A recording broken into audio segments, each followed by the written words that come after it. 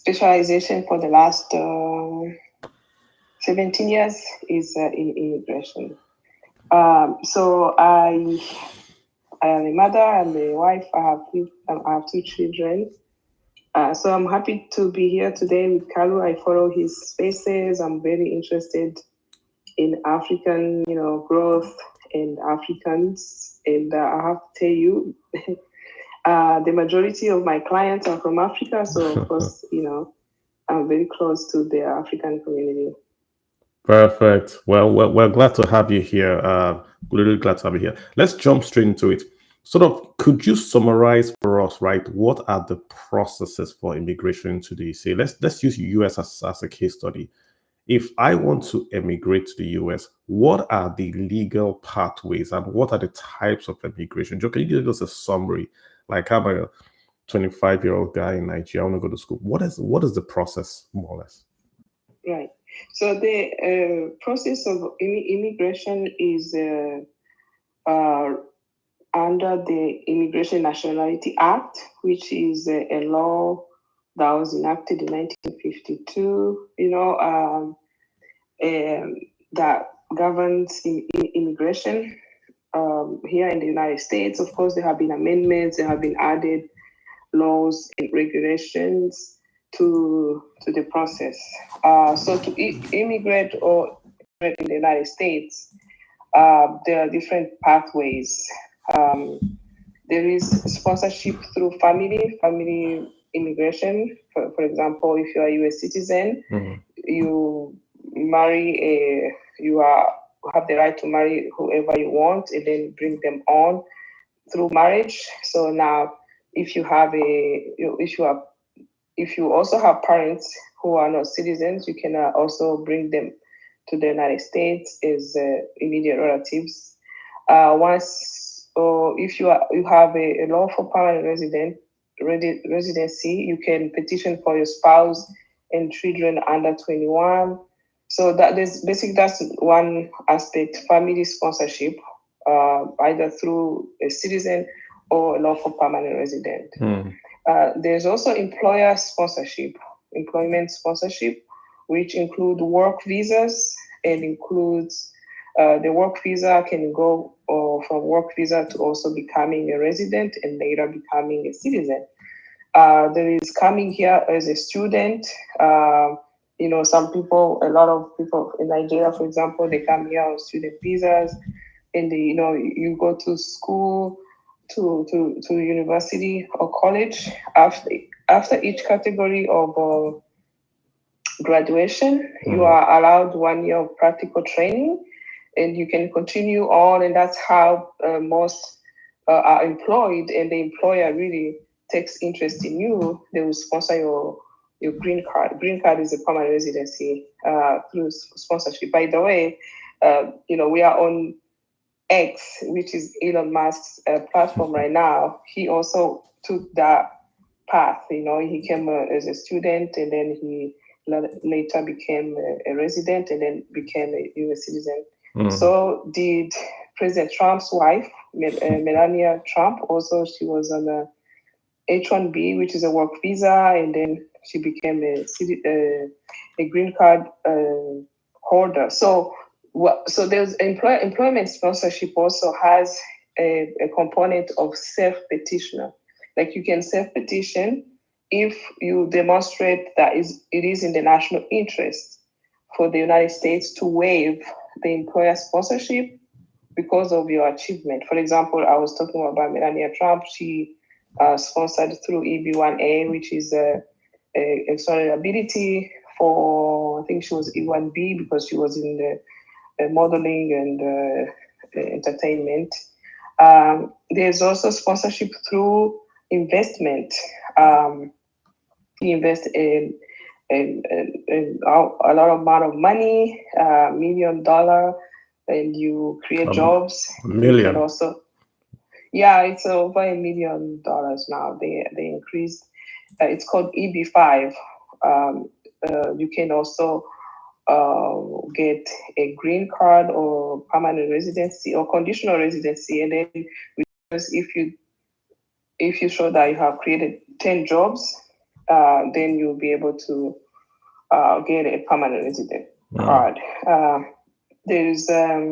But there's also non-immigrant visas, right? So we talked about work visas. There's different. You hear about H-1B. There are different types for artists, like O-1.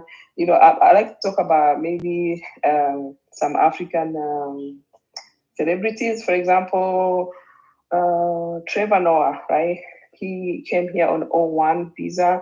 I don't know if he continued to become a green card holder or if he just kept his O1, or now I don't know now if he's still in the United States. Like actors like Lupita Nyong'o, like all those people who achieve a certain level of accomplishment, they have their own type of visas. They can go from O1 and then to EB1, which is employment-based self-petition. You don't need a sponsor because of your achievements. There are also scientists too, like people who are researchers, engineers. I work with engineers, researchers, IT. We are in AI now. A lot of people from actually Nigeria. I have some Nigerian clients who are very, very smart, and then they don't need sponsorship. They self-petition. Interesting. And then, last but not least, there is the humanitarian aspect of immigration. That's where you find asylum, refugee status, and you find temporary protected status. You find parole, like the paroles that were given to people from Haiti, from Ukraine, Afghanistan, from TPS for Rwanda used to have a TPS back in 1994 for a short period of time. Like people in Sudan, they had a TPS because of what's going on in the country. There's this temporary protected status they give to those individuals on the humanitarian grounds. So, to be brief, those are the categories where someone can come to the United States. Of course, you can come to visit and go. You need a visa. That's not an immigrant. That's coming to visit. It's not like to immigrate in the US. Yeah. I mean, it's a lot. I hear you talk about investing. If I have $1 million, I can come. If I'm smart, I can come. If someone is married, I can come. If I want to go to school, I can come and then stay here. There's lots of pathways to come. So what's going on in America right now? So it's legal to emigrate to America, right? That's just it. Because people get confused and say, oh, they don't want you to come. So there are lots of ways to come to America, and American government wants you to come to America. That's what I'm hearing. Yeah, so I mean, the laws are still on the books. You have to understand the president does not make the law in the United States. The Congress votes, and so what the president does is implement the laws. He plays within the boundaries of the law, the existing laws. So that's why you see some of the executive actions he has taken have been, shut down. Some of the people he deported, they brought them back in the U.S. because he can't go beyond the law. So the immigration is continuing. The life. If you are married to a citizen, although we're going to speak about the visa ban that's happening, but generally, if your country is not subject to the travel ban, it's normal. If you come in legally in the United States. But however, of course, there is a hype of deportations that also people who have a residency, like they have a green card, if they have some type of criminal record, once they leave and they attempt to come back, sometimes they are detained because you have a criminal record, and then you have to go through bonds and maybe to clear that issue before you are released. Okay, so but the cases are going. I mean, we are not out of business. Gotcha. and again, guys, if you want to, this is not my wheelhouse. So if you have a question, just send a DM or request to speak on the mic, and I'll add you in. We're all going to learn here together. So let me come back to you. So I'm a citizen of Nigeria. Then I go to the US, say to school, and I get my visa as a school person. Then I can then get sponsored for 1 year, and I get my if the guy likes me, the employer likes me, I get my green card, and I'm in the US. So from my green card, what happens? Do I can stay the green card forever, or can I then say I want to be a citizen? What is that process as well? Okay, so this you jumped to the green card. So there's a process between Oh, the please take us student and back. green card. Take us back, yeah. Okay, so if you are accepted for college or higher education, the school, after verifying that all your credentials, they give you a form called I-20. So the I-20 is basically a form that say you have to show to the embassy, look, I have admission, I have completed all the requirements in the school, now I need a visa. So you apply for a visa. If you're in Nigeria and Lagos, you go to the embassy and you have to go through the interview. So a student visa is tied. When you apply for a student visa, you are not supposed to have an immigrant intent. Basically, you have to show, okay, yes, I'm going to the United States, but I have ties in my home country. I have financial support. Like, I'm not going to be depending on the U.S. government to support me. So once they verify that, the embassy will grant you the student visa. The student visa is issued on what's called duration of status, meaning that the I-20 you have, it shows, yes, such and such is coming for the program of a bachelor's degree in engineering. It's going to be 4 or 5 years. So once you arrive, you have to go to school. You have to attend a full time. You have to be a full time course study. So that's one of the requirements. Most people, they violate the status when they arrive in the US, and then they are not pursuing the school. If you don't show up at school, because that I-20 is connected to ICE, it's connected to the how it's called service. Service. Let me tell you what service means. It's a verification. Let me say it in full words so we can. I never memorize it. Yeah, it's a student and exchange visitors verification system. So, which means not all colleges and all universities are eligible to host international students. Those colleges and universities, even high school, by the way, but that's another topic. All educational institutions who are eligible to host international students, they have to have a SEVP, like the Student Exchange Verification Program, with ICE. ICE is Immigration and Customs Enforcement.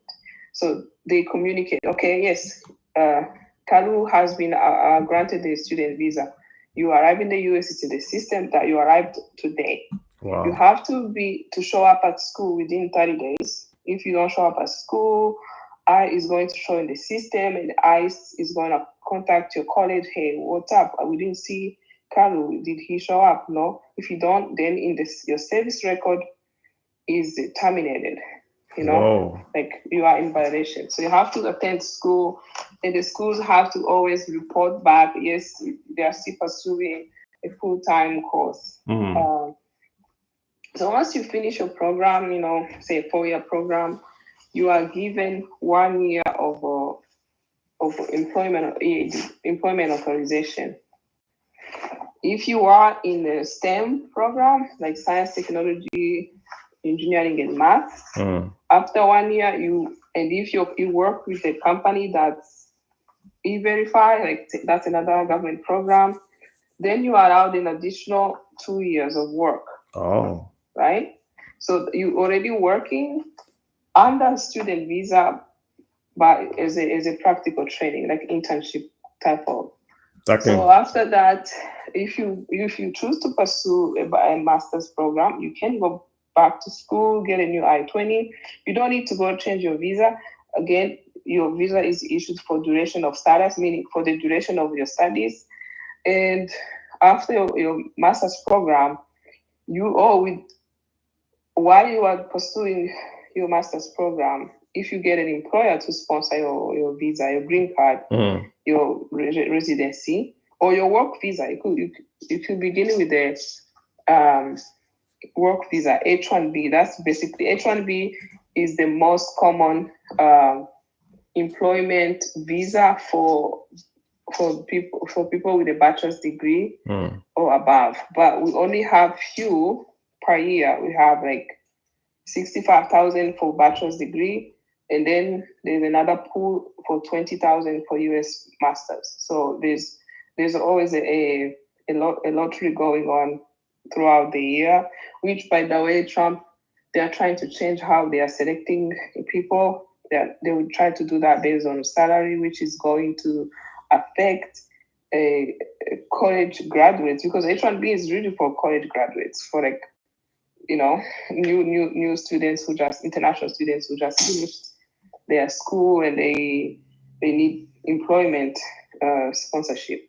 So if you are lucky to get H-1B, to get sponsored by an employer, your H-1B is a non-immigrant visa, like temporary, is valid for 6 years. Within those 6 years, normally what happens, US companies, if you work very well, 100%, really almost 100%, they will sponsor your green card, like employment based. And then you get your green card from the company. You have to work for the company, and then after 5 years, you apply for US citizenship. Or if within that time you meet your fiance, a US citizen, or even a green card holder, they can petition for your marriage petition. And then you can obtain your citizenship through marriage instead of employment. Interesting. Yeah, so basically that's the process, really. Or if you are very bright, which it happens sometimes. Some kids are very smart, and during their bachelor's degree, after those years, they give them to work. They stand out and they go get their master's degree as well. They are able to petition for themselves through the national interest waiver. Let's say you go to school and maybe you invent something, an algorithm, or you publish study that's very needed. It's a cutting edge.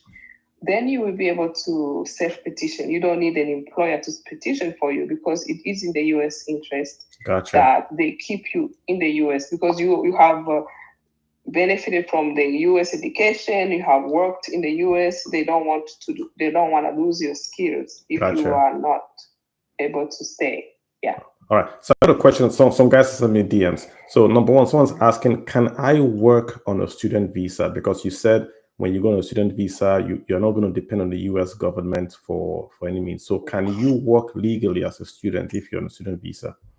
So when you're on a student visa, you can only work on campus for 20 hours minimum on campus. Like if in the library, in the coffee, in the cafeteria, or work for professors. Some professors do. Oh, there's this thing. There's this option called CPT, which is curricular practical training. But that usually happens after you finish your bachelor's degree. You can, or within your bachelor's degree, like it's like an internship. But you have to apply. You have to go to a college that does CPT, like curricular practical training, and you need to have a job offer. However, the CPT takes away from if you choose to work during school using your practical training. It means upon graduation you're not gonna be able to use it because you passed one year. So those are the options. Another option is if you are eligible for extreme hardship. For example, during Like people from, let's say people who were here in the United States from Ukraine, right? Before the war, and they were students on student visa, they were paying their tuition, and then the war happens, they are not able to pay because maybe their parents or whoever was sponsoring them is now unsafe. So you are eligible to apply for Just extreme hardship so that you can work outside of campus. okay. But you have to be approved for that. Yeah. All right. So someone's asking. Perfect. So I got a second question. Again, guys, I don't know why people are sending DMs. They're shy to speak. So someone's asking a question again that you mentioned all the pathways to immigration, but you didn't mention if a child is born there. Is that immigration? I think it's been trying to ask if a student has a child. That process of, someone is born in the US. Yeah, so I'm a student. So he's saying you didn't mention the process of a child born in the US to a student. So is there a pathway? Wants to say. So so now that's the famous birthright citizenship that executive action. So as soon as Trump took office, he introduced an executive action that will prevent anyone who is not a U.S. citizen or a permanent resident who gives birth in the U.S. for that child not to become automatically a U.S. citizen. Basically, if one you have to have one parent who is either a U.S. citizen or lawful permanent resident. People here need to understand citizens and the permanent residents, they have almost the same rights except maybe 2 or 3. So if you are a permanent resident and you are married to a student, international student, and you have a child, under this new executive action, that's when you have your child will become a citizen. However, that's an executive action that was struck down by almost all the federal courts because the president wanted to change the 14th Amendment, I believe, the 14th Amendment of the United States Constitution, which says anyone who is born in the United States or under the jurisdiction of the United States, meaning even in Puerto Rico, on a U.S. airplane, that person is a citizen. So basically in the U.S. we have we have both. We have soilies like soil. You are given a citizenship by soil, like because you are born in the United States, or you are born of U.S. citizens. So you have both. But the president wants to change that to only to be born if you are born in the U.S. from a U.S. citizen or a permanent resident, at least one parent. Yeah. So as of today, anyone who is born in the United States, except those who are not under the jurisdiction, for example, children of diplomats, they are not automatically U.S. citizens because the diplomats, they are not under the jurisdiction of the United States. But if you are born from a citizen, a green card holder, a student, a visitor, you are a U.S. citizen. So it has not been able to be applicable because the U.S. Supreme Court has yet to decide, and all the jurisdictions, even those who the most red states where even Trump appointed even his own appointed judges have blocked that controversial executive action limiting birthright citizenship. Yeah, in closing, again, I get that a lot of people are saying that they would like to get the pathways if it's written out or repeated. And I'm sure you can repeat it 3 times and folks are still going to join later on. They can also go to my website. I really have...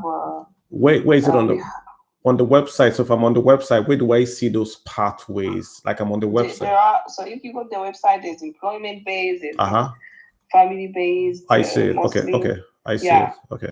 So you'll be able to see the pathways. So is it where you have services, where you have business solutions, refugee? So the services, we have we have even blogs. So Okay. there are different scenarios to Okay. immigrate. The strongest one I would say is through if you are a student, right? If you're international student, to be able to keep your international student status and work through the opportunities, the OPT, and of course here in the US you have to network to stand out. Most people, I would say, Kalu from Nigeria. Nigerians really are very, very bright, so they really take advantage of those pathways a lot. I guess because also nobody's gonna. I don't think I've seen that many people apply for asylum from Nigeria.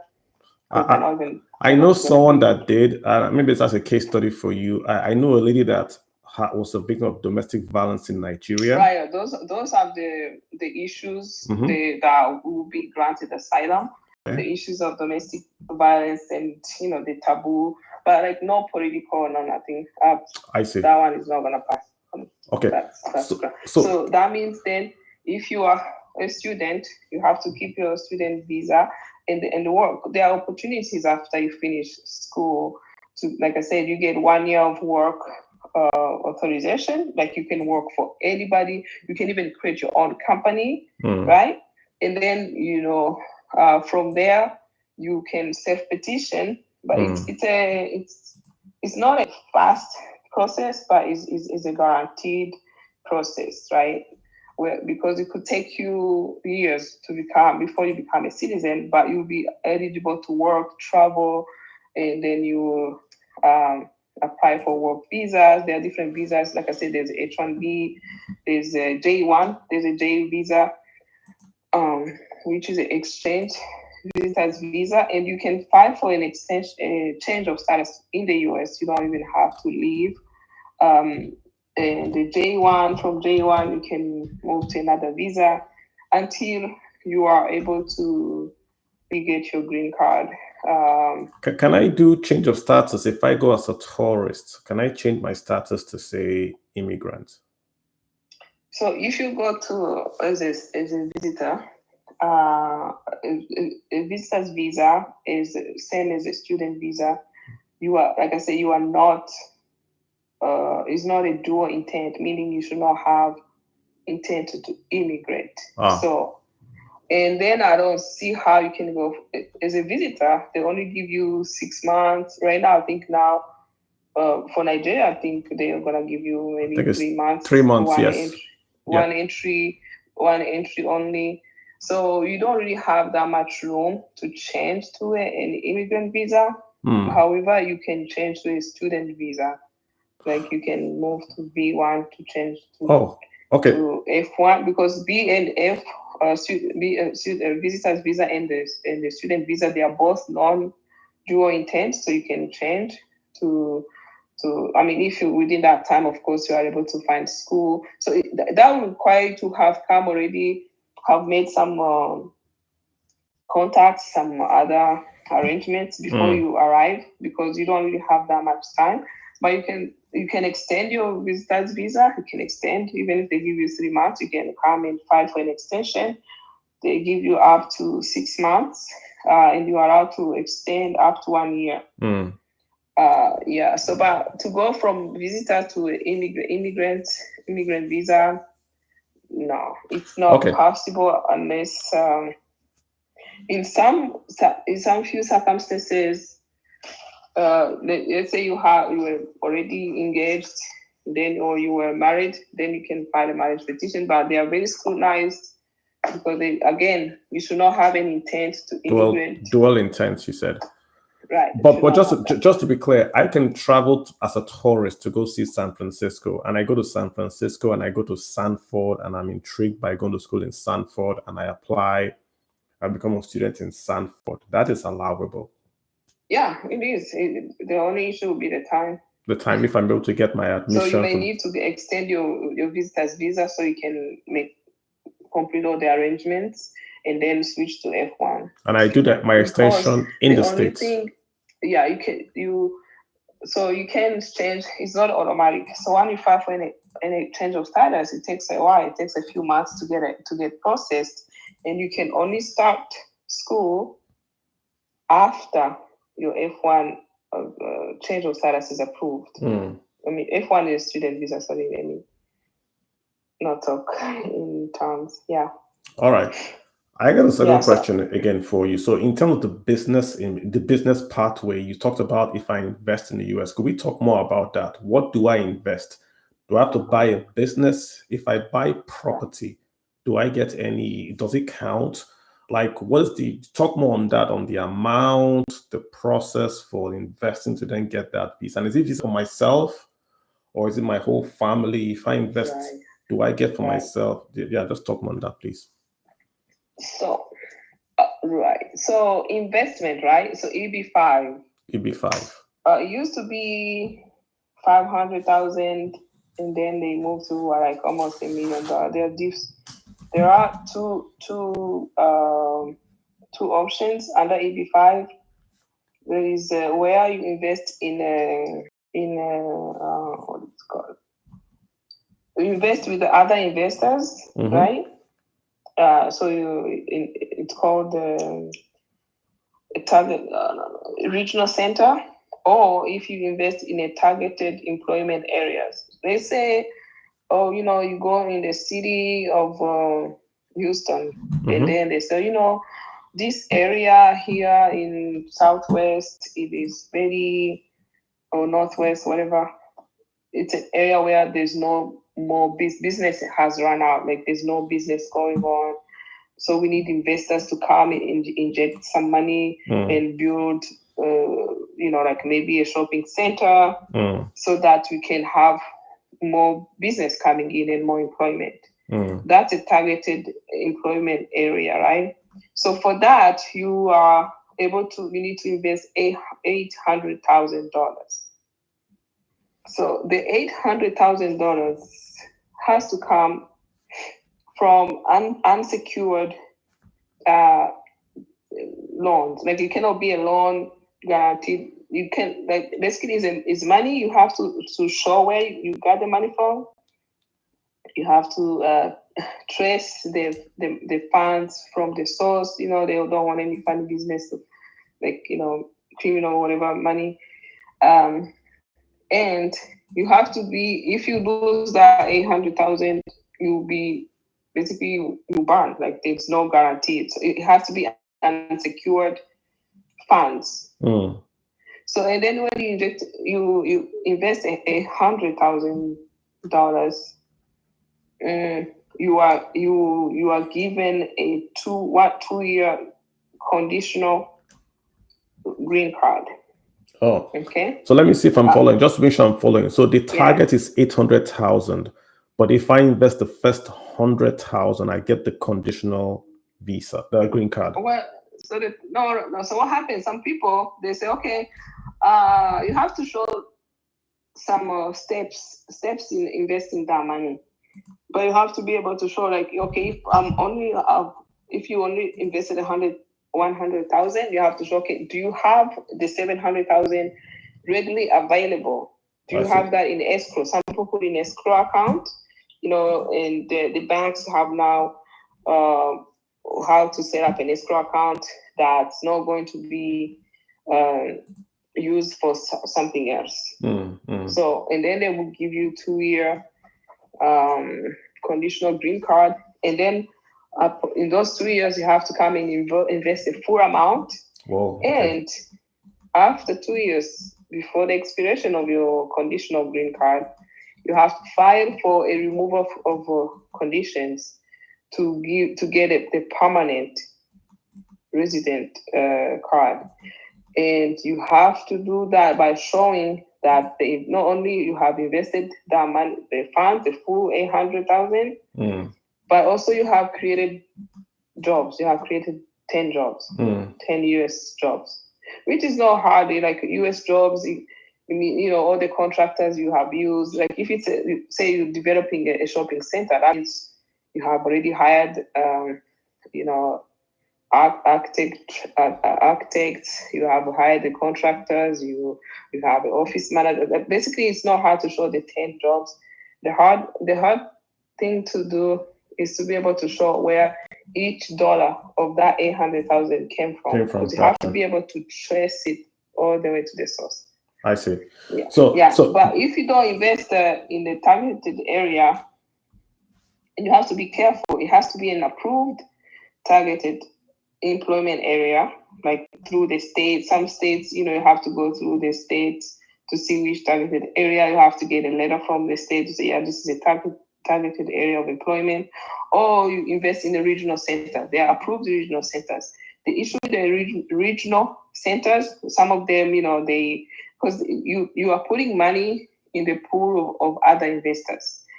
Sometimes it's hard to see, okay, how can you basically prove that your 800,000 created these jobs if your funds have been put with other funds, right?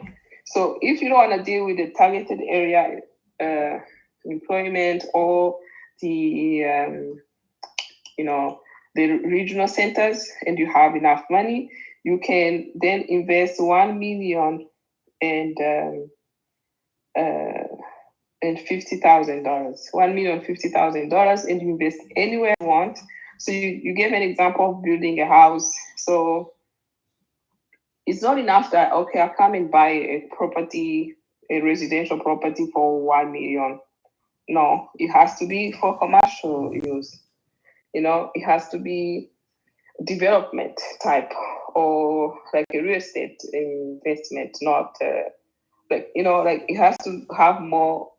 You have to be able to show how it's going to become a business. So I can't buy the house just to live in. My personal house I'm going to live in. It's got to be a house for commerce, for business, as an investment in the States. That's what I hear you saying. Correct. Yes. Okay. And I think they're also called opportunity zones. That's what they're called. I think opportunity zones are what they're called in the US, where you can invest and you get those tax breaks and all that. Yeah, I mean, those are these, like states like in Texas. So I'm gonna give you an example. Back in I don't know when the whole Venezuela issue happened. So a lot of people invested here in Texas. Yeah. A lot of Venezuelans. They were so in areas in the north, I think it's northwest or something. So they were investing under AB5. So they were the bankers, because usually banks are very skeptical if you don't have a green card, if you don't have a citizenship to give you loans to even deal with you. Because mind you, you only have to show that you have 800,000, right? Mm-hmm. But whatever above 800,000, you can get a loan from the bank. Oh. Say that again. It's 800 is a target. I can do the 100 and get the rest from the bank. No. You have to have 800, because if it's a big project, so you only have to show you 800,000. Okay.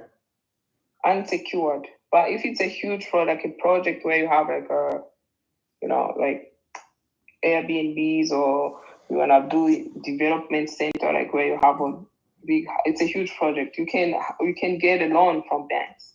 So and also opportunity zones is where they don't really the states in terms of state taxes, like Texas is very good, where the landlord laws are lenient. So I think opportunity zone is more also regarding the taxation and whether to get loans and less regulations from the states. Yeah. Okay. I don't think it has to do with immigration per se. Perfect. So when you said shared investors, does that mean I can do this with other investors? Is that what that means? Yeah. So if you can bring in on other investors, but you have to be able to show your part. You're only basically what you are required, because you you are investing, but also you need a paperwork, right? You need to get a green card. You need to get a pathway to citizenship. So you have to be able to distinguish your personal investment that complies with immigration laws, Okay. even if you are bringing in other partners. So I have to bring in 800. Like if I have a constituent that's bringing in 1.2, I have to bring in 800 myself. We two of us, two Nigerians can apply and bring in 400, 400. No, unless it's a couple. So a couple can do 400. Okay, got you. Don't totally get that point. Okay. So when I get it, then I then get the paperwork, and okay, fantastic, got that. I have a DM for you again. I think this before we leave the student visa. Someone's asking about Harvard. He just wants to get some clarification, right? The Harvard issued visa and visa, right? What is the issue has been resolved? It's been resolved in court system. I think that the courts have said no, you cannot. So remember when we began, I told you that ICE has works with the universities to give them under the service program. Like you can only bring in international students if the government allows you to, and there's a system to track. So the Harvard situation, it was like, okay, the Trump administration wanted to say Harvard will no longer get international students because they're not gonna have I-20 to give out the forms, the process, right? So that was the Harvard. But I believe that has been a federal court has blocked the government from doing that, because you have to be able to show why they're singling out one university. Like that's, there are so many laws. Yeah. So I think it's they still have international students, but I think they also still have other issues between the government and Harvard that are not necessarily linked to student visa. They are. Okay. I don't know. I don't follow much, but I know the international student issue has been resolved, or is the process being resolved? Yeah. Gotcha. Someone is sending me that, Carlo, people don't want to talk because the US government is now tracking social media and want to apply for visa. Interesting. Very interesting. Oh yeah, so that's a good point. So right now, Carlo, you were pro-Trump. Remember, I told you Trump is bad news. Okay, remember? I'm conservative, if I put it that way. Sure. Anyone that cuts conservative, but doesn't maybe it's good for you, but your country, your African brothers. Claudine, while we're on the topic, let me give you this scenario, case study of Nigeria and what I saw in the US in immigration. I have a friend in Nigeria, SAP certified, SAP, so IT guy. His wife was a nurse. His wife's an American citizen. She lives in the States. He lives in Nigeria. He applied to go to the United States to join her. When he applied, he has been going to the US and back. They denied his visa because they said you have a spouse abroad, you have a house abroad, you can no longer apply for a tourist visa. You have to apply for an immigration to immigrate visa. Yes. Good. But to apply for that visa, the backlog is 3 years. So for 3 years, he was going back and forth to the visa. Let me just give you a story. He couldn't go again for the next 3 years. Now, do you know what happened? His other friend went to Mexico and crossed the border.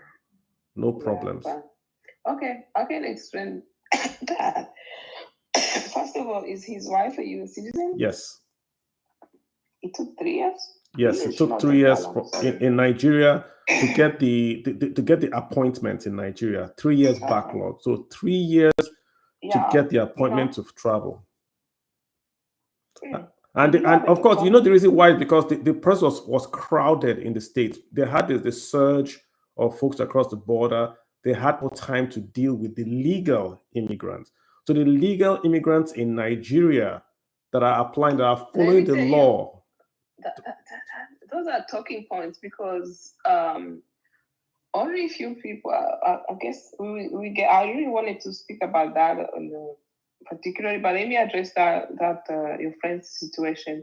First of all, if his wife who have applied early, like as early as possible for his I-130 petition, because you have to apply marriage petition here first. Where is here in America? Yeah, here in the US, sorry. Okay. And then once it's approved with the US immigration, USCIS, US Citizenship and Immigration Services, then that's when it's sent to the National Visa Center, and then you have to send all the paperwork, and the National Visa Center sends the communicate with the embassy, and the embassy schedules an interview. So I do a lot of marriage petitions in Africa. I've done in Nigeria. The hardest, the longest is to get the petition to be approved here in the US.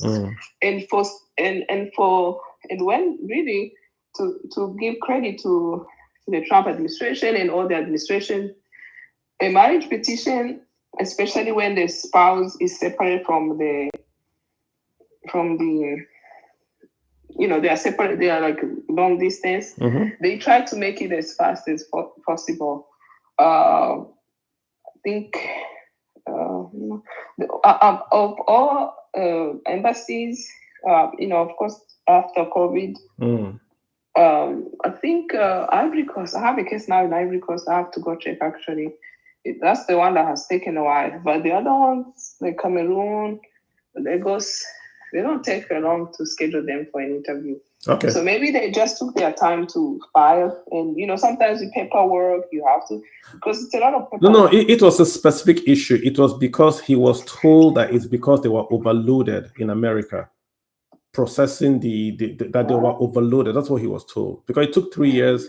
And well, he could have also his wife would have gone to see. That's one of the things I tell people.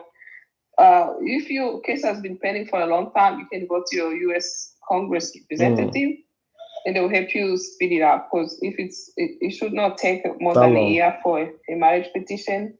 Okay. Citizen, you remember there was also the court case that they sued. So all that affected him. The court case, they took the department to court. But just I just put it out there that the perception is that if you break the law, you get these things faster. But if you follow the process, you get it so slower. So we're about to talk about that now. It's not really. Okay, but let me ask, because I think that's why people are sending lots of DMs and not speaking. But I don't think you should speak, guys. Don't get too scared. So someone else is asking. This is a question. Let me see if I can still find it. Someone's asking a question. So just to be clear, if the U.S. government sent an email to Nigerians that said you cannot travel abroad if you are pregnant, is this legal?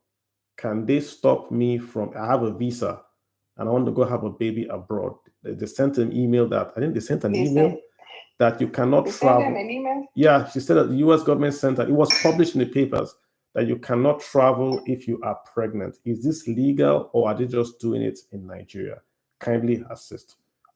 I don't know. I don't know if they sent an email, but they did put an announcement saying that those people who are coming to the United States to have to give birth and go back, they will be they will face some consequences. For example, if someone has a visa and they are visibly pregnant and they come at the border, they may just say, no, we are not allowing you to come in. And there's no explanation. Okay, but what's the offense? It sounds obvious. But what's the offense? So because give birth in the US and they don't pay the bills. So here in the US, even if there's no like universal health care, however, like giving birth is considered as an emergency, and all emergency services, they are provided to anyone. Of course, they're not gonna send away a woman in labor because they don't have insurance. So people come to the US and they give birth, and the hospitals send them a bill later, and the bill they don't have any address. So that is in the record. Now it goes in the record of immigration, so that when next time that same person tries to enter the US, they will show how. Look, last time you came here, you had you were provided the medical services. You owe the hospital this amount of money, because if the hospital doesn't get paid, so the government has to pay them, like to reimburse them. Understood. So it's really because of that, because of the folks that had come earlier and didn't pay. That's why they're going this, right? Is that what? Yeah, and so now this is the whole thing that they don't want anybody to become a citizen, because anybody who's born here who's born on the soil of the US is a citizen, and now they want to limit. So okay. It's okay. I have another question here. And why? Really, we are scared of the U.S. embassies for not asking questions. Okay, I have a question here on DM. Someone says, I was born in the U.S. I don't have a passport. All I have is a birth certificate. What can go apply for a passport?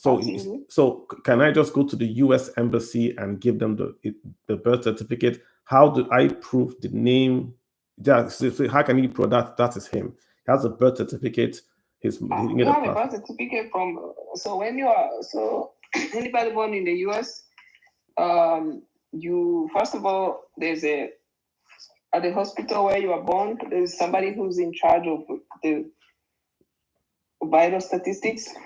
They come and they collect the information and your fingerprints and all that stuff. Yeah. And they send that to the vital records of this county or city where you are born.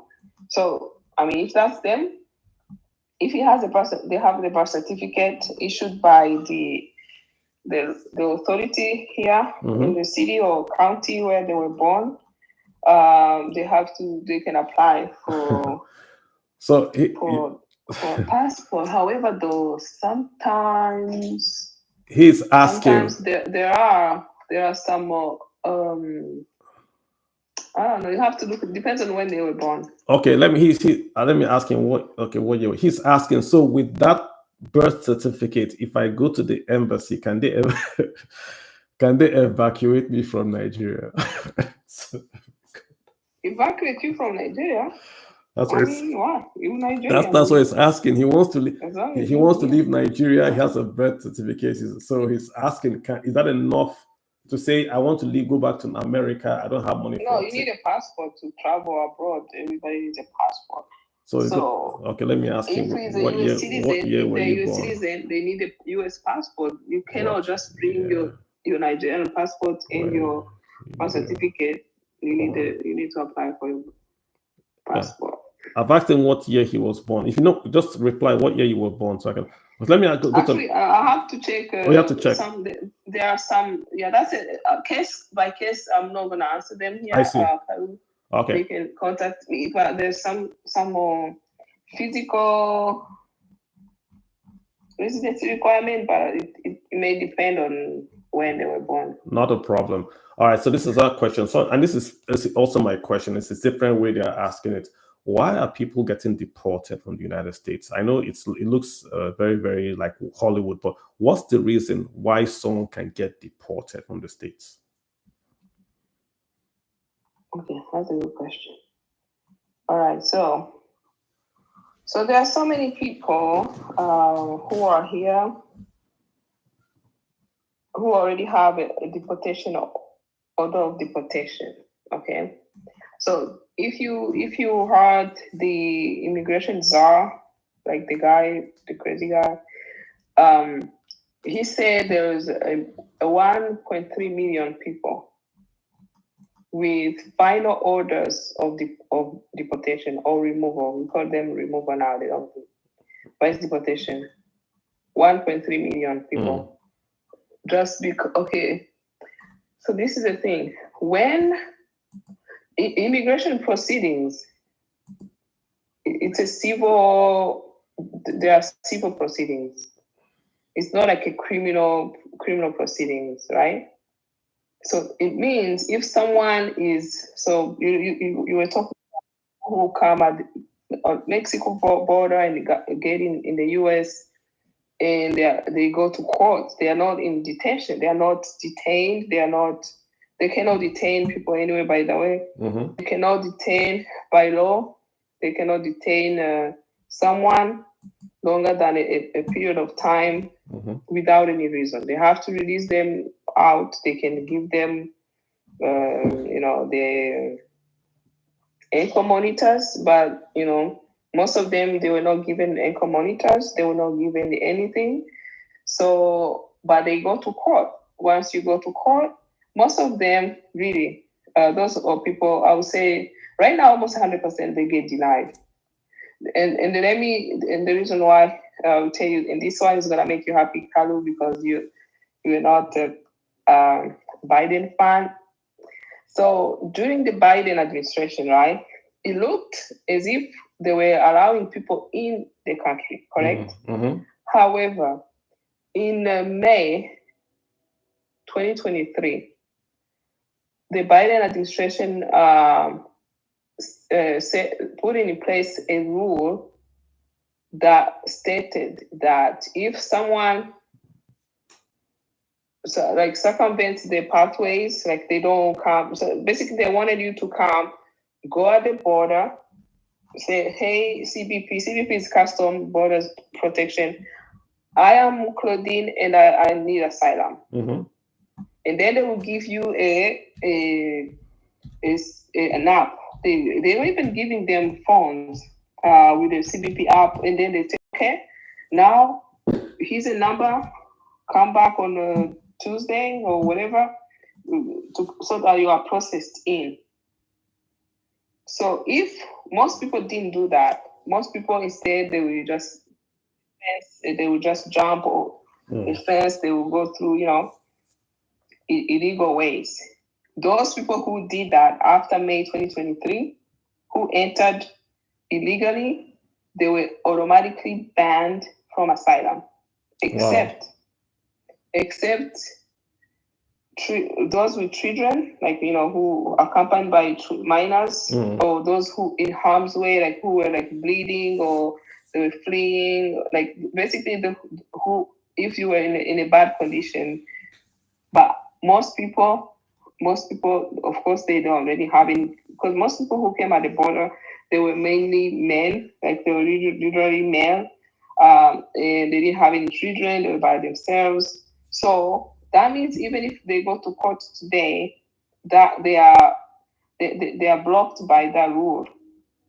So they don't win. So 100% they are denied asylum, but they go through the appeal process. You have due process. You go through the appeal process. It's gonna take years. So finally, after they finalize the appeal process, they have been given the full due process rights. There will be a final order of removal. But they are not detained. They are here. They are like in the they are living their life. So there's 1.3 people in that situation. So that's what the government is supposed to be looking for, because once you have a final order of removal, there's a arrest automatically. Okay, there's ICE they go to court to get a warrant to arrest you. So they can arrest you anytime. So that's what ICE agents they are supposed to arrest. But we have seen where they are arresting even US citizens, because they are going by, if you are brown, you must be an immigrant, and then they arrest people. You have seen where they arrested that guy from El Salvador who did not have a final order of removal. He had a withholding of removal. He was not supposed to be removed to El Salvador. But they deported him there. That was a huge case when all the way to the U.S. Supreme Court. The U.S. Supreme Court told the government, you have to bring him back. Finally, they brought him back. He's back here in the U.S., and they are trying to now put him again in removal proceedings. So I don't know if he's out. I think he's out on bond now. I think they're charging for a different case for human trafficking. That's where he's at right now. They are trying to, but I don't know if it's gonna work, because that's a criminal case. He did not have a criminal case. He didn't. He had some some domestic violence, but they were dismissed. So I don't know. All But right. the main thing is they deported him when they were not supposed to deport him. They deported him to a country that he fled, so they had to bring him back in the U.S. Okay, so is that final order of deportation? Those folks that ICE is going around getting. Those are the guys that have that final order to be Yeah, removed that's what they're with a supposed to be looking warrant for without. because Okay, all right. yeah, they have a final deportation. Okay, There is a warrant for their arrest. They can arrest them anywhere all right. they are, if they can identify them. Gotcha. So, but in the process, they do arrest people who are not supposed to be arrested, and Gotcha. other people. All right. So when you have a green card, that's why I always tell people, it's qualified to apply for U.S. citizenship. You should go ahead and apply for it to have full protection as a U.S. citizen. This is because if you have a criminal record, you can lose your green card and you can be deported. Yes. So if you happen to commit a felony or some crimes of against moral turpitude, like a domestic, our African people, domestic violence. It's a very, very one of the main. So driving under influence and domestic violence, those are the main, and sexual assault. Those are the main crimes. Most the people I see anyway have charges they have. So let me give you an example. I had a client who was deported because he was charged of kidnapping. You know what that kidnapping was? What? His girlfriend, they had a fight, right? And then they were, I don't know where they were, and then he's like, come in the car, let's go. He said, no, I don't want to go in the car. So the fact that he put him in the car without his permission, that's kidnapping. Wow. And that carries up to 20 years in prison. Of course, you don't get the full, but that's a criminal, that's a felony. If you have a green card and that happens to you with either sexual assault, DUI, if you have a DUI driving under influence, like two of those, you are done. So you can be deported even if you're a green card and you've been here for 10 years or 20 years. You can be deported. So those people also are being deported. If you have asylum, you are a refugee, and you happen to be linked to any rebel groups or any organizations that the U.S. does not like Hamas, you could face deportation. Boko Haram and the rest.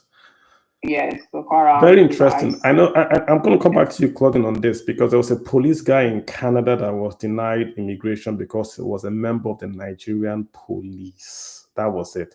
But let's get Doctor. Doctor has been waiting a bit. Let's get Doctor to speak, and I'll come back to you on those specific cases. Dr. Obi, how you doing? Yeah, I'm doing okay. I'm just listening to my sister Claudine. Thank you very much for the work you are doing. The whole system is, I know a lot of people who are under panic. There are people who have got married and they have like upcoming appointments where they were supposed to go do the interviews. And like a guy spoke to me yesterday. He's married. He's from Nigeria. He's married to a Black American. They live together like it's real marriage. It's not one of those.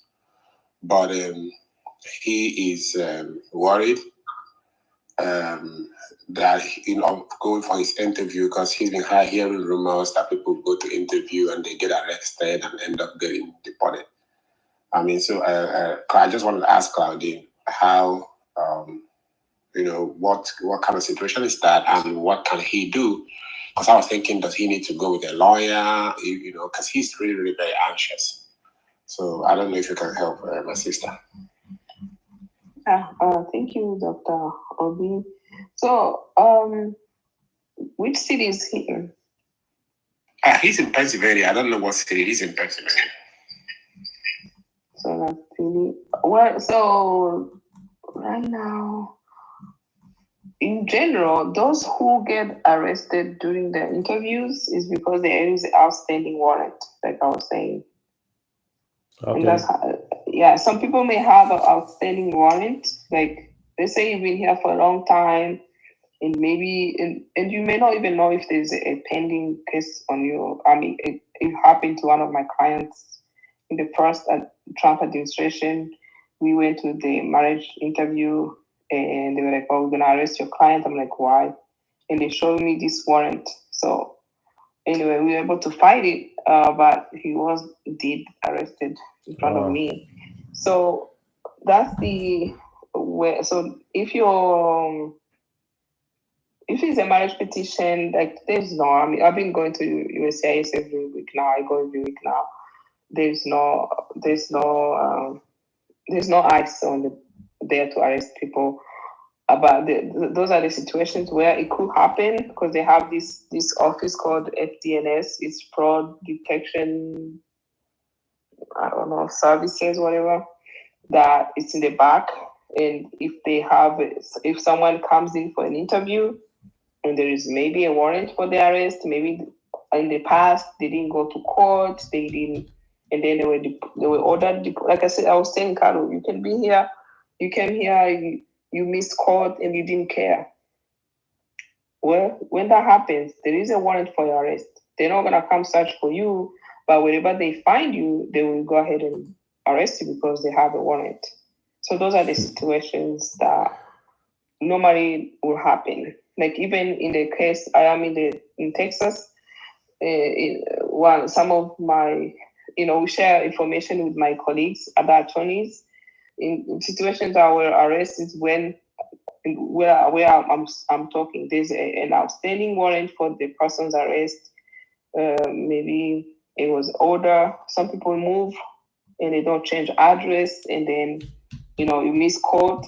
If you miss your court date, you are ordered removed in absentia. You can redress the issue and get the person out, but it could happen. But if it's just like, okay, you've never been overstayed your visa, or even if you are overstayed, you were never in proceedings, it's a regular marriage petition, they should be fine. But it's always good to go with an attorney because an attorney is going to be able to say, okay, what's going on, in the case I was referring to, I was like, no, you're not gonna take my client anywhere, even if they are very intimidating. But hey, you're not gonna be intimidated. I'm like, no, I'm doing my job. I need you to show me why you are taking my client away. So then they give you a warrant because they have to have a warrant to be able to arrest someone.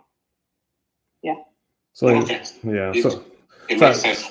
So, doctor, what I hear, I mean, if he has no case, he should be fine. But take a lawyer, just Adamama, Yes.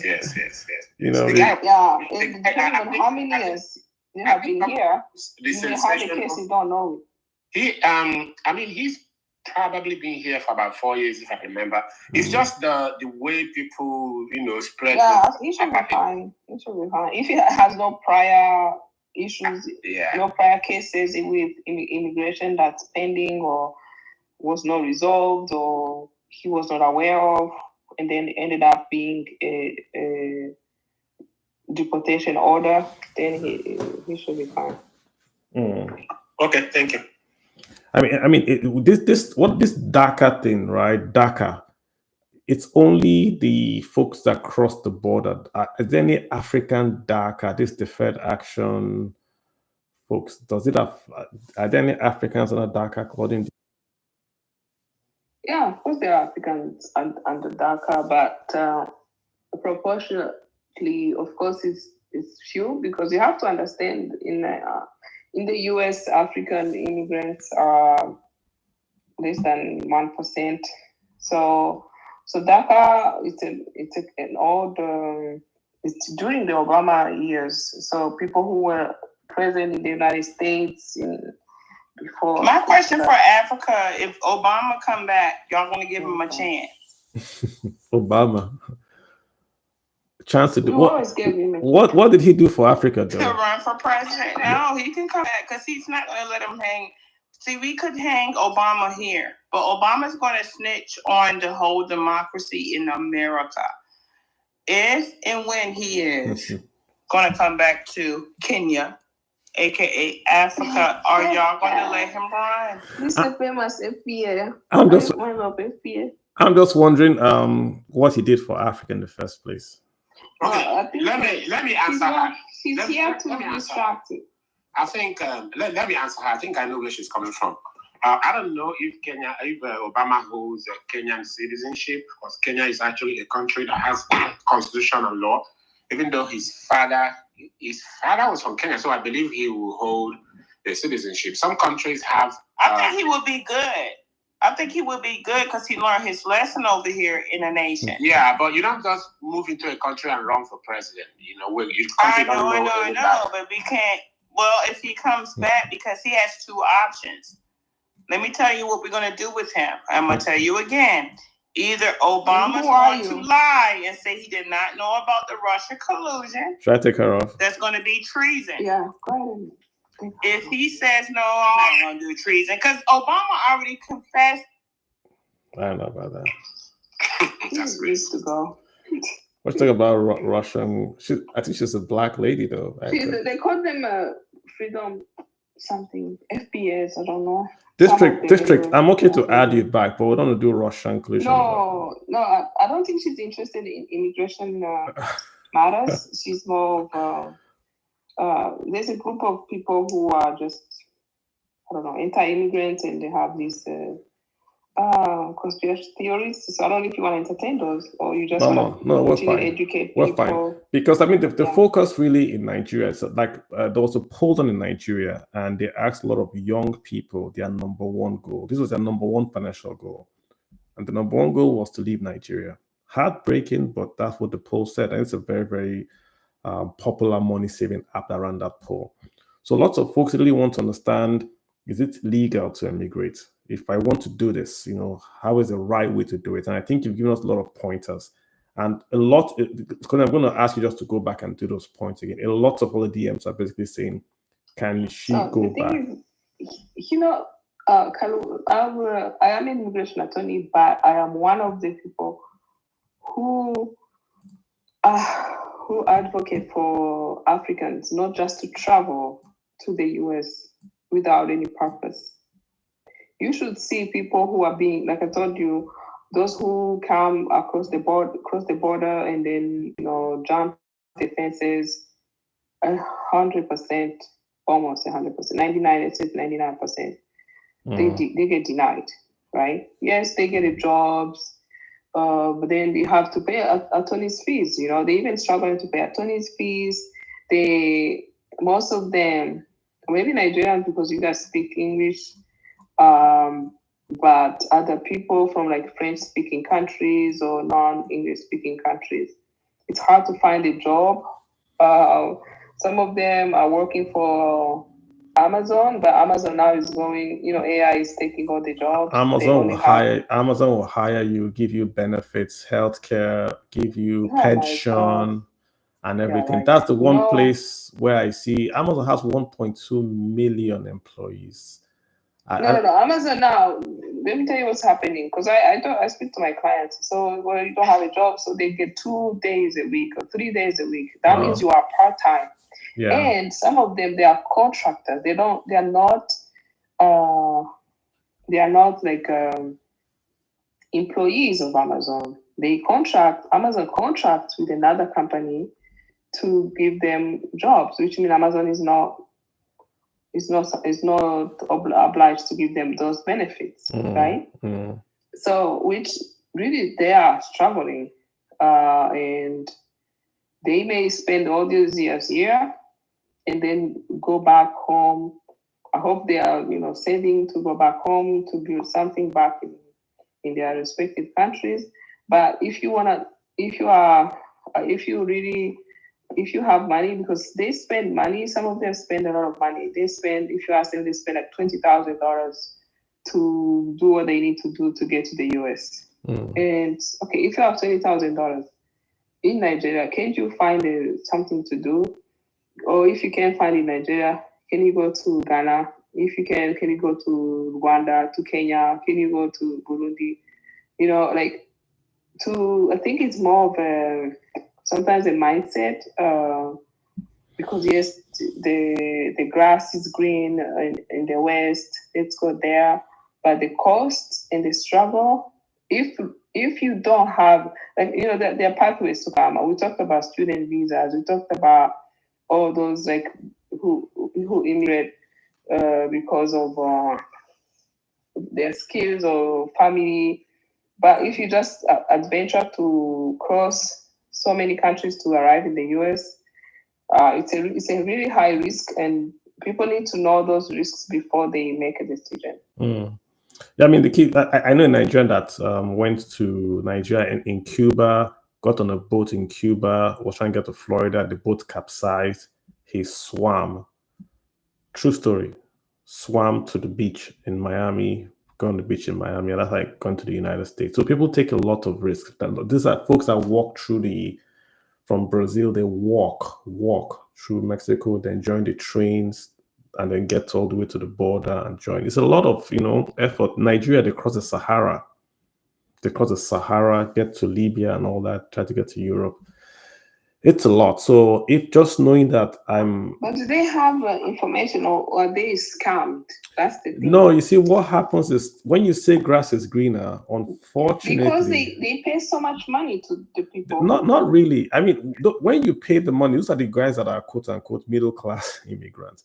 The folks that live in Nigeria. My barber a long time ago, he did the Sahara thingy. He got to Europe. He was deported. So they don't have money. If you have maybe back then, maybe 50,000 naira, it's just to get your way to the Kano, the north of the border. You get to Niger, it's money for bribes. You just bribe your way through the checkpoint. Then you get to, in Libya, that's when it starts to be there, because it's hiding till you get to the coast. When you get to the coast, then you have to wait. Then they go into the water and try to get. The idea is once you're in the Mediterranean, they have ships from the EU that pick them up on humanitarian grounds and then take them into the ports of Italy, Malta. Or it's harder now, but that used to be the point. They'll take them in. And but you know, kind of right. I can tell you that even that today, even that dangerous desert Sahara Libya route, you are looking at $6,000, $8,000, $10,000 in the minimum. Pay to who? Who did it? These guys don't have $6,000. They don't have. They do. They don't have. I'm telling you. You need to speak to them. Yeah, they pay a lot of money. By the time you get to Libya, I don't know how much you're going to cost, like, for them to do all that and get to Libya. But for you to get on those rickety boats, there's a lot of bribes that you will pay. There's a lot of agents that you pay. You need at least $5,000. I don't even think it's going to be enough. I think what I've heard is that when you get to Libya, some work, some do some other stuff, and then some get the money sent over to them. That's today. Send the money over to them, and then they pay. And in Libya, there's a market where there's this market where you can get money if you want to, like, money transfer. They know, okay, you want money. So that means the person will probably leave some money back home, and some of them, especially the women, get so. It's it's a mess, and they are not the thing really. When you say the grass is greener, unfortunately, the grass is greener. Oh my God! The grass. This is the thing about that pains me so much about all this. Where I used to work for a non-profit, when I used to work at, like, pro bono. And we used to go and help people you see people like come from Eritrea, from Nigeria, and they are there, and you ask them their story. You can't repeat their story on air. And, they are here, like I told Lee that applied for domestic violence. I know the state gave her a house. The state gave her giving her money to upkeep. She's in school. State is paying for her in school. She would never get that back home. Her husband came to the States to try to take her away, and the police put a restraining order on him. You cannot even come near. So it's. They already obtained asylum.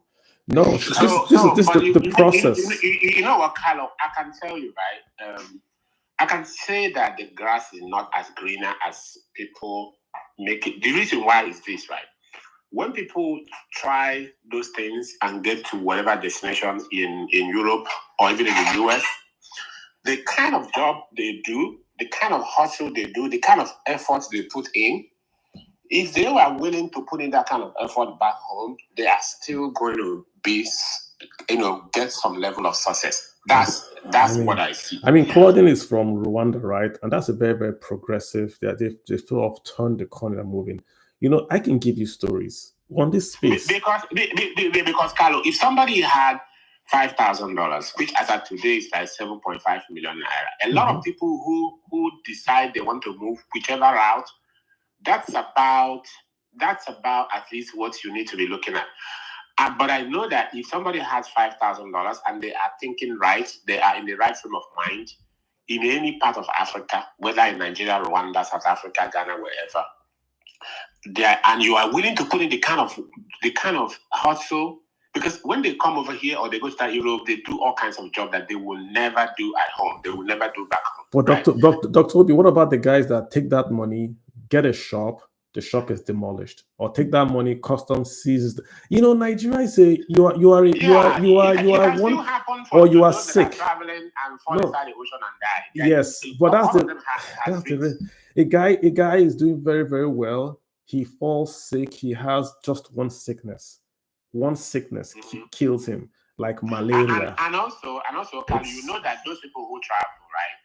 The people who make it, especially like in the last 10 years or in the last 5 years, like back in the days, people go to Germany and 2 years they are back with money. And all those things don't work like that no more. No more, people who travel, maybe less than 10% of them actually, I was in Italy a couple of years ago, and I was like in the hoods, and I moved around. I was in Italy, I was in France, I was in Amsterdam.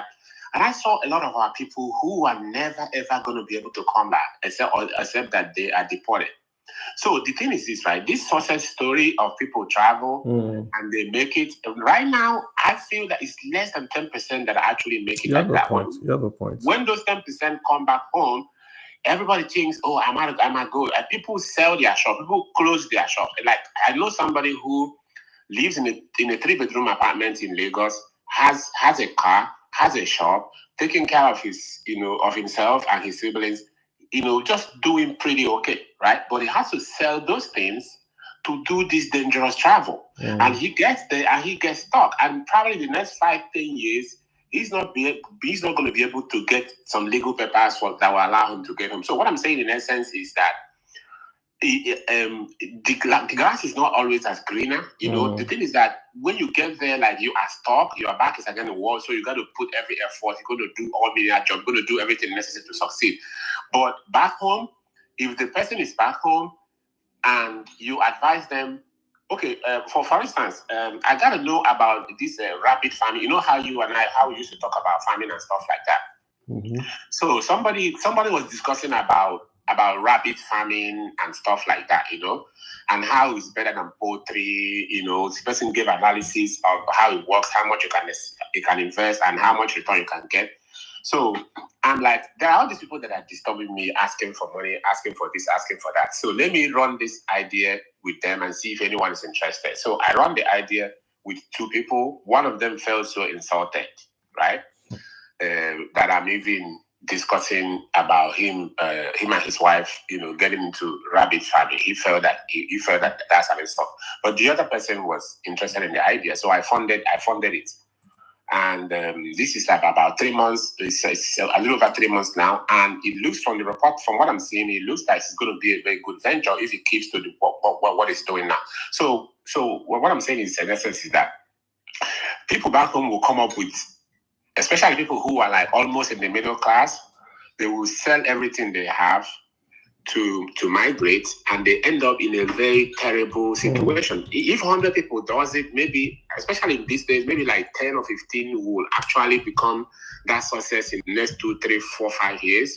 But those ones who are suffering, you're not going to hear from them. You're not going to see them on Twitter. You're not going to see them on social media. They're just going to be suffering. I hear you. I can see it.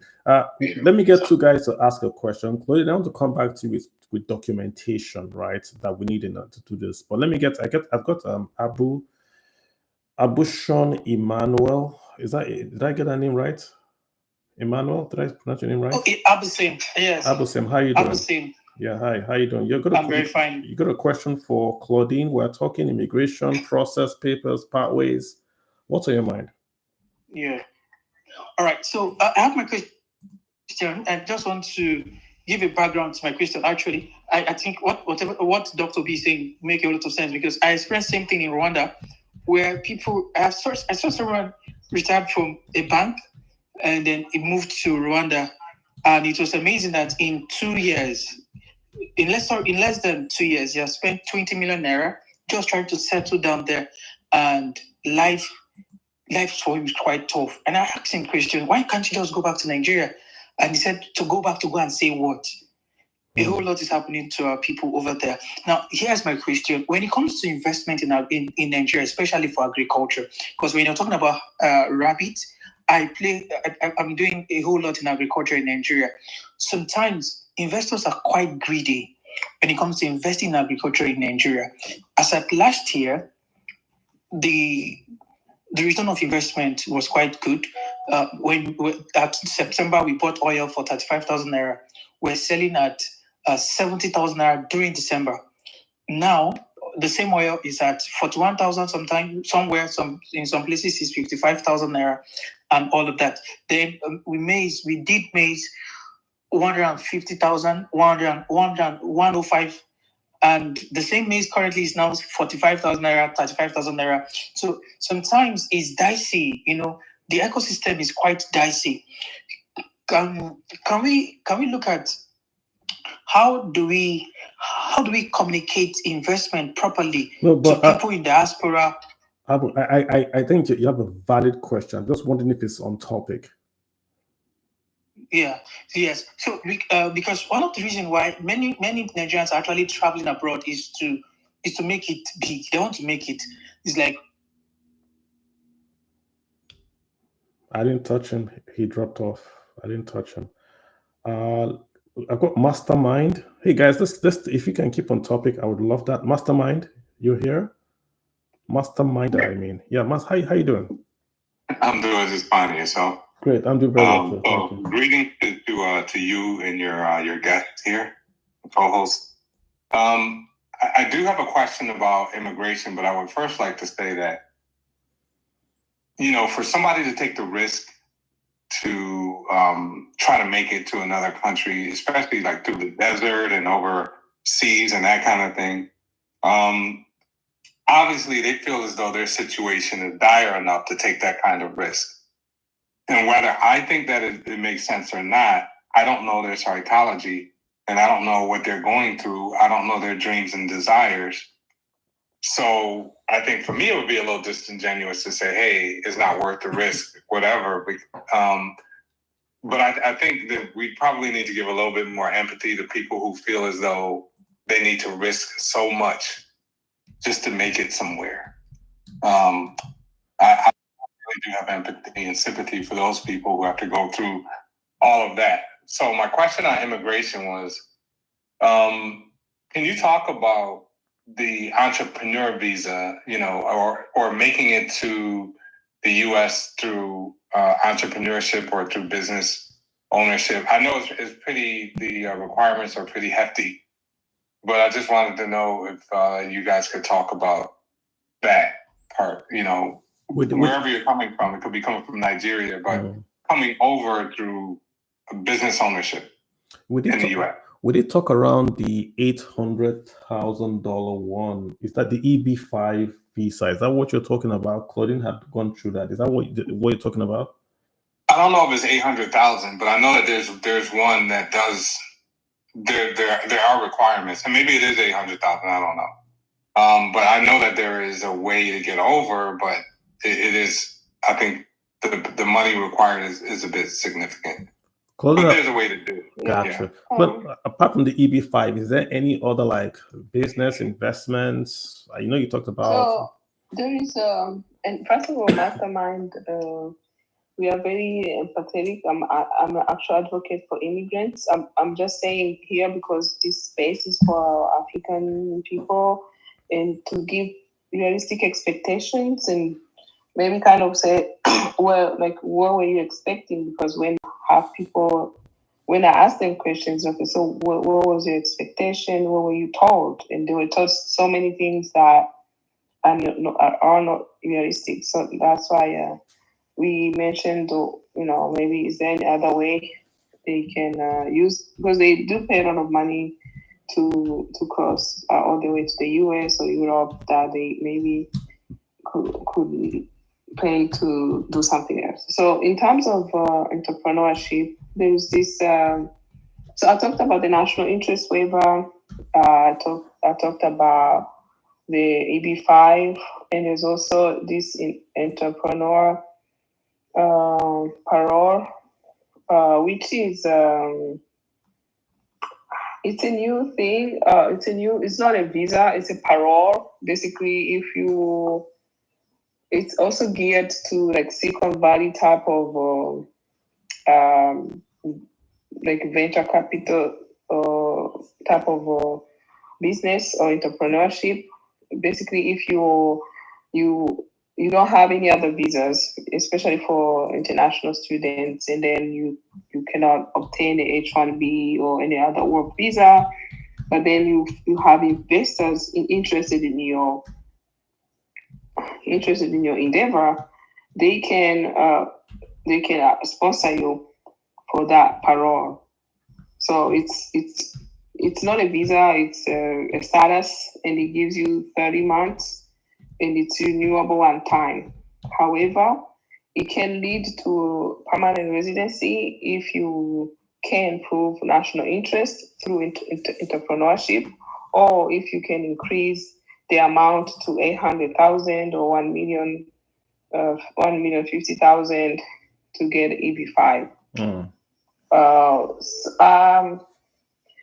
It was initially implemented or put in place by Obama. The lady who was talking about Obama, and then the Trump administration, the first time they blocked it. When Biden took office, he revived it.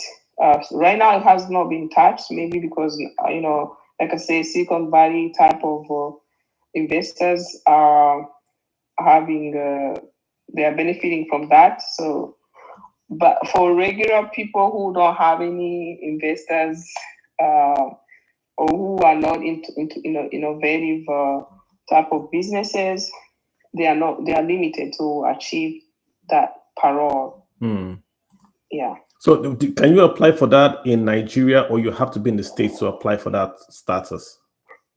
You can apply anywhere. Anywhere, really? Yeah. What's it called? Okay. What's it called? Just It's called international parole. Let me see. Okay. International. Mastermind, is that what you're talking about? Yeah, that one. I think there's another E2 treaty investor visa. Yeah, the E2 treaty investor visa is mainly for European countries and some African countries. Oh. Surprisingly, Cameroon is one of E2 investor country. Nigeria is not there, Claudine. We're not there. No, Nigeria is not. Well, I don't know if South Africa. I don't think South Africa. Cameroon is there. We're not there. Country. I think it's Cameroon. It is Congo, Brazzaville, which now is banned. How is Nigeria not there, Sha? Let me actually put up African countries E2 visa. I can pull up the list. Someone should inform that. That's why we didn't talk about that, because I'm googling it. E2 visa. You said E2 visa?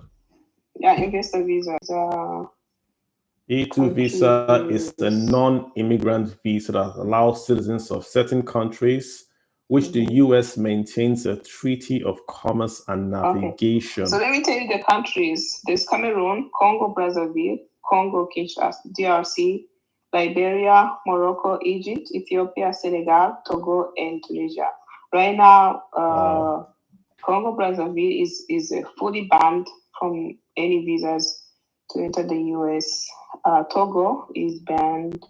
So I guess other countries can be able to. But Nigeria was never in this list, even though No, we maintain. Nigeria was never. How come? How come? So, Even South Africa is not. What's the reason to ban Togo and Congo Brazzaville? Overstays, I think. That's what I read. Ah, The word overstays. That's what they wrote in the paper. They ban, but overstays how many citizens of I know they banned. Those are very small and stable countries. Yeah, it was. So food travel ban. National from Chad, Republic of Congo, which is Brazzaville, Equatorial Guinea, Eritrea, Libya, Somalia, Sudan are currently banned from entering the U.S. on both immigrant and non-immigrant visa. Wow. That also means you can't even petition for your spouse to come. The only exception is for refugees and asylees. Oh. Yeah. And then you have Togo is partially banned. Burundi and Sierra Leone to for visitors visa. They can come on E2. But yes, so E2 is available for. It's a non-immigrant status. You can invest. It doesn't really give you the ceiling or the threshold. It's investment. So it depends on the business. The language says there is no set minimum, but the investment should be substantial enough to show commitment. Right. So I mean, it's a great visa, and we don't have it in Nigeria. I mean, someone should copy someone, maybe at the care or list of. They have it in. If Cameroon has it, why don't we have it? Egypt, Morocco. Come on, people. Congo, Brazil. So I've never seen people using it. Someone should tag Abike, please. Okay, thanks. Mastermind, I think we've gotten E2, we've gotten the international parole, and what's at the EB5? That's from your question. So I think we did good there, right? Yeah. The question's been answered. Thank you very much. I appreciate it. You're welcome. Let me get Ramsey. Ramsey, how you doing? Hello, sir. I'm great. Thank you for giving the opportunity. So I know you're speaking about the pathway of immigration processes to probably going out, right? But I'm looking at it. Could there also be a pathway for, maybe returning to African countries to do the same things that we can also bring investment? For instance, even to visit Nigeria, the requirement is that you have to know someone in Nigeria that writes and give a passport page of his own or her own passport data page to invite you to come. But let's assume that I have money. I wanted to visit Nigeria, just to take a look at Nigeria, maybe not to invest yet, but just to take a look. And then, why do I need to know someone in Nigeria? I have money. Very correct. So I think we can also look at that part as well. Ramsey, you can visit Rwanda. Yeah, I will be coming there. But I myself am a Nigerian citizen, so I hold a different passport. But to visit Nigeria was required to have someone right. Ramsey, I have friends in the States, and a lady sent me a page from Ghana.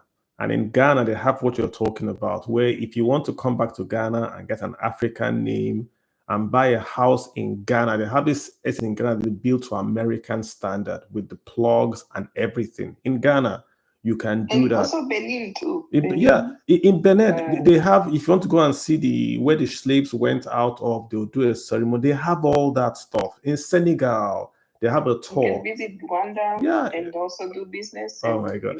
Rwanda is a Singapore of Africa. Have I said that already? Yeah, okay, good job, Claudia. And it's easy. They have many visits. You just need to do a hashtag visit Rwanda, and everything is online. Actually, so an anecdote, right? When I was doing my master's in international law, one of the courses we had was international research, and we had a project. So what I did is because I was an international student, not international student, but I was from abroad. So they say, if to get good points for you to get an A, maybe you should do a research to have a outline of how people can visit your country to do investment, the laws and everything. So I did all of that and I got an A. Oh. And that was before the visit Rwanda, you know. I wish. But Ramsey raises a great point, though, that we are talking about going out, but we make it very, very hard. I mean, one reason why the US gave Nigeria just the three month single entry is because they said it's reciprocal. To come to Nigeria from America is very difficult. Bill Gates at the time complained that he had to go get a visa to come to Nigeria. I don't know why Nigeria is making it so difficult, like Ramsey is saying. If you want to come to the country to visit us, we should actually be saying land and get the visa on arrival. I don't know why it's so difficult. Why are we dragging with them to say they give us 6 months, we give them 6 months? We are the ones looking for the FDI, you know? So Ramsey, I think it's a great point you're making, that we've got to make the country, not just to say we want investments, but even at the airports and the paperwork to get through the airport, it should be easier. Why should Nigeria go get a visa? If you're Nigerian with an American passport, you have to go get a visa to come to Nigeria. Why? You know, why? Why can't you come and say my father is? Why does it? You know, it's a great point though. We have to make it easier because you're bringing money back to invest in the country, and that should be the number one thing. You know, and you're bringing folks back. So excellent, sir. I thanks for that. Claudine, Ramsey, are you okay? You got your question in? You're good. Yeah, the last part that you say, it's not just getting a visa. It's just required that a Nigerian, someone who is a Nigerian that has international passport, has to invite me. Yeah. Why must someone invite me? Can I just pick interest in Nigeria and go to Nigeria without knowing anyone in Nigeria? Yeah. So you need a visa to go to Nigeria? No, I think that requirement should be removed because there are a lot of people who may have money and want to visit Nigeria, but they may not know people in Nigeria to write and invite them and be willing to give them the data page of their passport. Yeah. Anywhere in the world you go to, you can, like, I went to Kenya, you just walk in, you get a visa and you walk in. I haven't been to Rwanda, maybe I'll come, but you know, I'm not sure they ask for data page. There's no visa required for African. Yeah, but you know, why should But you have to have a Nigerian. It's true. I've stopped over in Kigali before. I was en route to back to the US from Nigeria. I stopped over in Kigali. And I had a US passport. I didn't have my Nigerian passport. And they told me it would have been easier if I had a Nigerian passport to go into Rwanda. Oh, that was interesting. I thought my US passport would make everything easy for me. But actually, they said if I had a Nigerian passport, it would have been You don't have to pay. Wow. But when you have a US passport, you have to pay. The same thing happened to me in Togo. The same thing happened to me in Togo. When I went to Togo, and they told me I didn't have ECOWAS passports. You know, I had a US passport. I was supposed to go get a visa. But if I had a Nigerian passport, I would not have needed that. So Nigerian passport is needed when you fly into Yeah, you know, because me, I travel with US passport. I go to Nigeria with a visa, you know, because me, I know Wahala. But I last time I landed, I probably need to have my Nigerian passport along with me. Good point. Good call out. You can quickly apply for ECOWAS travel document in any of the West African countries to be able to travel around with the US passport as well.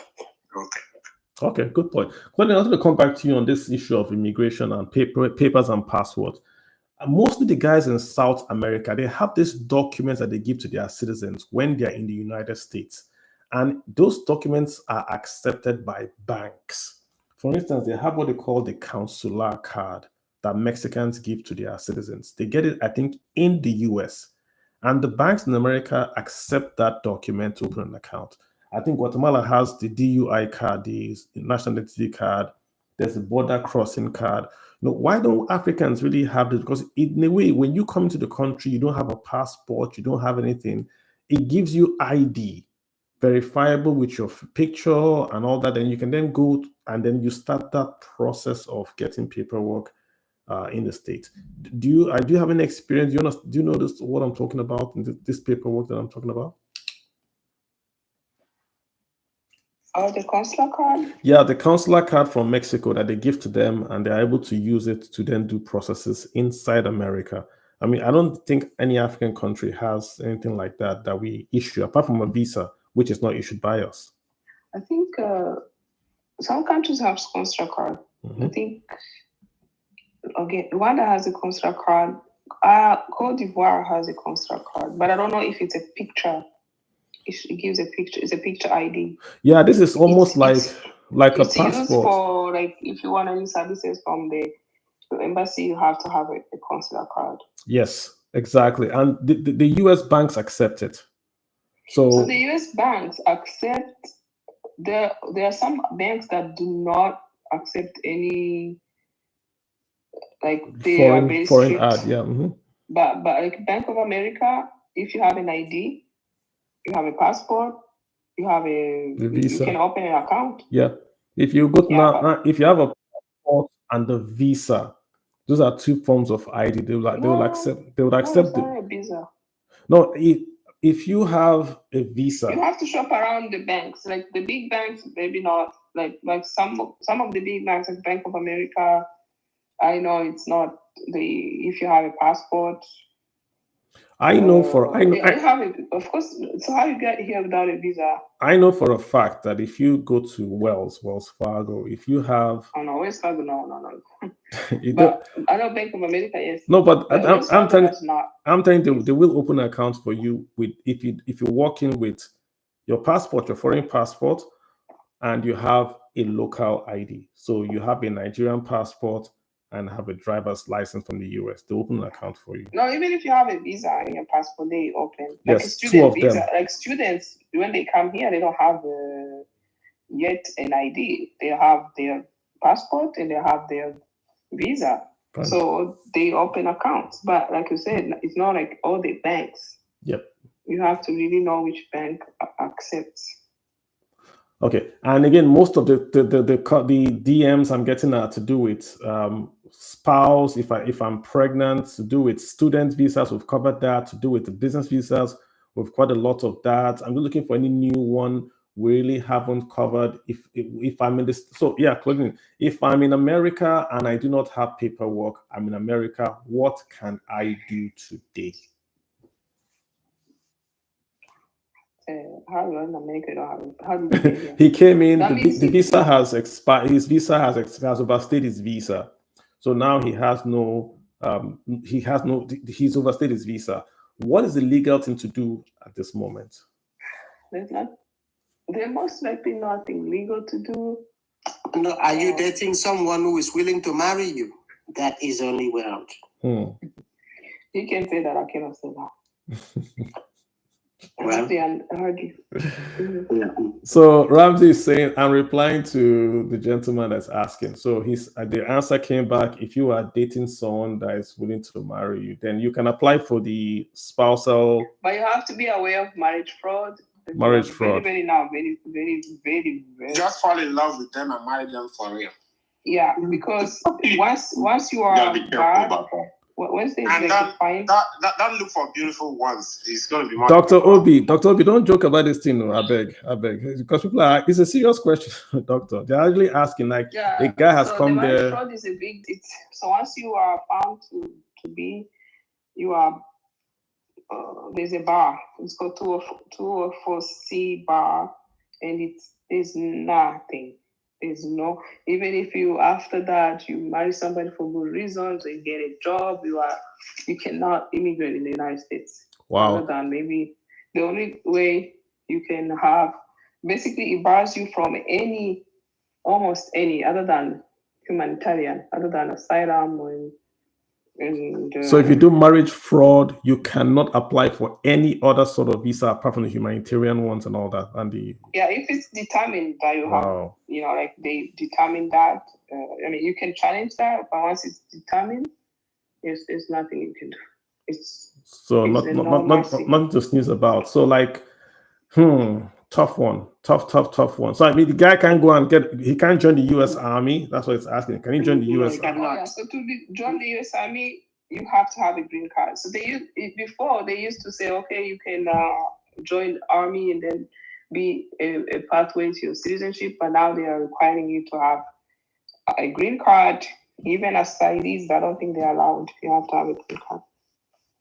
No, asylee are technically permanent resident when they are approved to stay, so they can join.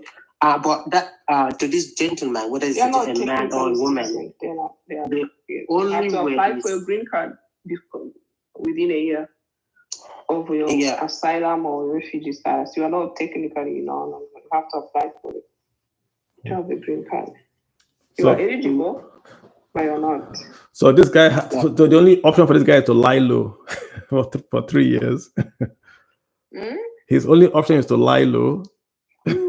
Yeah. Wow. No, it has the option that I mentioned earlier. If he's dating someone seriously and they love themselves, they can discuss marriage. And I think that's the only way. Yeah. Very interesting. Okay, you've heard, Mr. Chief. You've heard. So yeah, that's the best advice I've got. Let me find that good DM out here. So I am a student. This one is good. I'm a student. I've done my master's. I'd like to go get my PhD. Yeah, we've covered that. Glenn has said if you are. Yeah, he said he's done his master's. Schedule a consultation with me to see options. Oh, is there anything I need to know about? Is there any? Is your antenna going? Spider sense going beep beep? Is there anything he's doing wrong? He says he's done master's. He'd like to go do PhD. You're saying he has to go see a lawyer? No, to know the pathways. Oh, I see. Okay, all right. Mr. E. Because he's a good candidate. They may be a good candidate for either national interest waiver or even EB1, which is extraordinary ability. The Einstein, they call the Einstein visa. Okay. Yeah, so she's not saying you are in trouble. She's saying you might, basically your option to review options for you because you might have other pathways apart from just what you're considering. That's what she's saying. Just to clarify that, yeah. So you're not in trouble. If you ask questions of the path he's taking. Yeah, just DM her. Yeah, I don't want to call it. Just DM her. Like so once you go on my profile, there's a way to contact me. Sorry, she has her. Yeah, and then they can say, "Oh, I was in the space with the Kalu," and then I will know. Gotcha. Perfect. That works. Mastermind, your hand was up a bit. Yeah, just wanted to ask your guest about opening a business, as a foreigner in the U.S. So if you come over to the U.S., you can obtain an ITIN, the individual, tax number. Yep. And that tax number will allow you to start an LLC or get a bank account. Those things are easy to get. I think the only thing with the bank account is that you have to have some form of ID, but other than that, you can start an LLC. Now, this doesn't help you with your visa, meaning you can stay if you're not supposed to be here, but I have known people that are able to get certain jobs, 1099 jobs, with an ITIN number as opposed to a social security number. True. But I just wanted to ask your guest about that. I mean, like I said, it doesn't have anything to do with your immigrant status per se. Well, I think it does. I think it ties in. It's a great question. It ties in, yeah. Courtney, so he's talking about using the ITIN, instead of getting, you don't have a social. ITN, so everybody can get an ITN number, or TIN number, tax identification number, because the government wants their taxes. They don't care with it anyway. However, and that's how a lot of people do to circumvent immigration. However, now you are engaging in an unlawful employment. Some people, they gotta do what they gotta do. However, with this administration now, before, the Social Security was not supposed to disclose information. So one of the executive actions that was put in place was to allow the Social Security Service Office to disclose people with TIN number who don't have any paperwork. So now they can. Whoa. So, and it's been going in the court processes. I haven't checked, but I know for sure they gave the injunction. So some of the advocates for immigrants filed injunction to enjoin the government from accessing the Social Security, or not the Social, the IRS information. However, even the U.S. Supreme Court did not enjoin, meaning now the DHS, the Department of Homeland Security, is able to access IRS information from undocumented individuals, even though we don't know what the final ruling is going to be. So yes, people do that because they have to find a way to survive, but they are in breach of immigration law. And if now with their information is given, they may be able, the DHS may pursue them and put them in legal proceedings, and yeah. But on I'm not a lawyer, right? I'm not a lawyer, but on a personal note, I'd rather have it.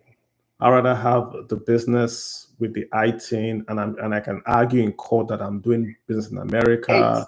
Yes, so that's the thing. People, they were like, okay, if you pay into the system and you pay taxes, you may be given the amnesty or given a pathway to citizenship, and they don't really do that. Yeah. So, yeah, and the administrations change. This is exactly. You never know. So I mean, so back to that person, mastermind, back to the guy that asked the question before. So maybe another thing he could do is to go set up a business, use an ITIN to register an LLC. Yeah, but as an attorney, I cannot advise anybody to do that. To do that because no. Okay. Yeah, you can. It's interesting because Canadians do it all the time in the U.S. So, when you go down to Florida and see all those people with houses and stuff in Florida, they do something. They go through a similar process. No, you can have an LLC. So the LLC means it's a company. So once you have a company, as long as you do not work, like actually work for an LLC, you can invest anywhere in the world. But the thing is, if you are actively working without authorization, not just your company, you can have a company and set up the ways to give you dividends in your Canada, wherever you are, but not work for the company, like not do productive work without authorization. Like, so I think you can work. You can work, but it has to be 1099. No. So if you're an LLC, from what I understand, I may be wrong. No. Still, you don't have a work permit. You don't have a work permit. So if you go, you can. But IRS will take your money because they want their money. But for employment purposes, if you say you're Canadian, you come here as a visitor, you are already breaching you are actually you are not in a compliance with your visitor status, because as a visitor you are not supposed to work. So if you get a 1099, then it's going to be a problem. However, you might need to get an accountant to see how they can, because there are some like dividends, you cannot cash out your dividends. Like basically, if you can have a company and the company does well, but there are other ways to retrieve your dividends other than working from the United States, then you can do that. I would think you get advice. Just get advice. Go see, everyone is different. Don't sit down with a lawyer like Claudine and an accountant and just say, okay, this is what I want to do. Get advice. That's what I would say, because if you get it wrong, the consequences are really going to be major. RC, guys, we'll spend nearly 2 hours. Claudine promised give me 2 hours, so we're rounding down. I think we'll take 1 or 2 and then we'll sort of like call it a day. Thank you so much, Claudine, for being here. RC, I can't pronounce that last name. I think you're Polish. Go ahead, sir. RC, you've got the floor. Oh, he's dropped off. Okay, perfect. Claudine, it's been I would say it's been wonderful just having you here, just to explain these things that look a bit complicated. Thank you for doing that. There's a last guy here. Let me just see this tweet real quick. Claudine, give me a second. Just give me a second to read this. Okay, perfect. This is too long for me to read. We'll spend 2 hours speaking with you, Claudine, and I've just learned, really. So just that was the whole idea, to bring an expert in here. Lots of things we hear secondhand might not be true. So we brought you in here to just talk to us about these immigration issues, to tie it also into finance. Now I've learned about EB5, I've learned about the E2, learned about international payroll, which is very, very important for the business folks out here that want to sort of diversify. They don't need to get a second passport, but they want to also diversify. And it comes with second passport. Yay, let's do that. So I thank you so much for just spending 2 hours with us here, not just in Nigeria, but also on the African continent to talk about this. You're a great advocate for this, and I'm really happy that you're able to spend time with us. Thank you so much. I mean, it's a pleasure. Thank you for having me, and I hope what we discussed has been helpful to many. Yeah, and you can call me back another time. Thank you. Thank you. We will, we will. I'm sure folks that were a bit shy, all the DMs you are sending to me. I'm not a lawyer. I should ask the lady when she was why here. are they shy? They think I work for the government. No, I just think that people are a bit. I mean, I defend people from against the government. I think they don't want it. I'm not sure why they would be worried. So I saw that and I was very, very interesting. They don't want to talk because they're going to apply for a visa. They don't want to look as if they were. I don't know, but it doesn't make any sense to me. You're asking information. It's a very, very open space. This is not what they're looking for. They're looking for social media comments that are against the fundamentals and ideas of the U.S. government. This is just an informational space where you want to get information about the processes, the right way to do it. So I'm not sure why you'd be worried about talking or putting your face out there. I don't think that the U.S. government. Oh, there are some questions in the comments. So did you read them? There's somebody who asked, what are the circumstances that cause one's asylum application to be sent immediately to immigration judge without first being interviewed by an immigration officer? You should have take that, please. I don't think I've seen this one. They schedule. So once there are different types of asylum. There's what's called affirmative asylum. That means somebody came here with a visa and then they decide to apply for asylum. That's affirmative. It goes to the U.S. Asylum office. We have different asylum offices around the country, and you are scheduled in for an interview with an asylum officer. An asylum officer really sometimes takes 2, 3, 4 hours. There's one I went to was like 6 hours. And if the asylum office, the director does not grant you asylum, you are not denied. You are referred to an immigration judge. So the other type of asylum is that, those people we're talking about who come through the border, like they just come in at the border, and it's called defensive asylum because you are put in removal proceedings, and then they say, okay, why are you crossing the border without inspection? And then you tell to the CBP officer that you are seeking asylum because you fear persecution or are fleeing persecution in your country. You are placed in removal proceedings, and then you file asylum as a defensive, defense against your deportation. Those go to court, to immigration judge, and so. So I haven't heard any asylum cases being referred to court without an interview. You have, so far, but right now there is one.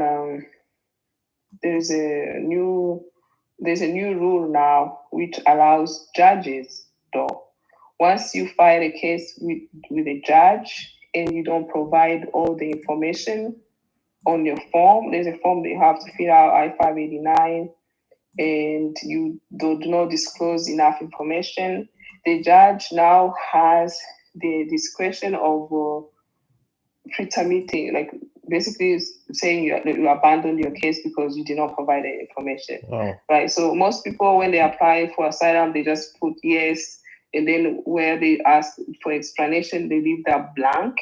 So if you do that now, the judge can just say, okay, your case is incomplete, abandoned, denied.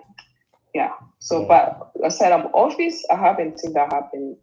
They don't have that instruction. So the judges, immigration judges are under the Department of Justice, and the Attorney General can say, okay, according to this new legal precedent, now judges they can just pre-terminate some cases without hearing them because they are incomplete. However, it has not been set by the DHS, which is the Department of Homeland Security, that deals with the affirmative asylum cases. I haven't seen that happen. But to be safe, when you complete your asylum application, of course, you should seek an attorney's advice. But if you don't do that, you need to make sure you complete the form, or it's 10 pages. All the questions you asked, or answer all the questions asked in the form, so that it's not deemed abandoned. That's very interesting. I didn't know about that. That's an inside baseball. I'm telling you, it's a new case. BIA, Board of Immigration Appeals. It's a matter of car. It was ruled in May this year, and now the judges are using it to just say, okay, your case is incomplete, and then you have to appeal. So. I mean, if you have to just work with a lawyer. That's what I hear now. You just can't sit down and do it at home on your table on a Sunday. You have to basically go sit with a professional and say, I want to file this. I want to go to court. Am I doing it the right way? Don't leave any chances. Don't leave any strings that can be pulled. That's really what I'm getting from it. So those who have cases before a judge, the judge advises you to go seek legal counsel. So they give you a chance. They say, okay, we're going to give you another date so you can come back with an attorney. Because when you are before an immigration judge, you are against an attorney, because the government sent the attorney, the DHS attorney is an attorney. So if you are not represented by an attorney, you don't have any senses. They give you a chance to go find a judge. The judge has to inform you that you have the right for an attorney. Even if they don't pay one for you, you have to find one. They give you a list of non-profit organizations. But right now, they don't really have that much funding because they had the funding. So you really have to be on your own to be able to afford an attorney to represent you. Important information there, guys. And I think that's a good place to close. Is there any other comments there? I didn't see that when you talked. That's the only comment there, right? No, they tagged me, so okay. I thought it was in the comments. Yeah, it'll be some. I have a lot of them. They are very, very shy today. Usually they are asking questions, but Nigerians don't want wahala. They're trying to be very, very careful. All right, folks, thank you so much. Thank you, Claudine. I appreciate you coming. Like I said, once again, thank you. Say hi to the folks in Rwanda. They are our good friends. One of these days we'll come and experience the beauty. Have you gone?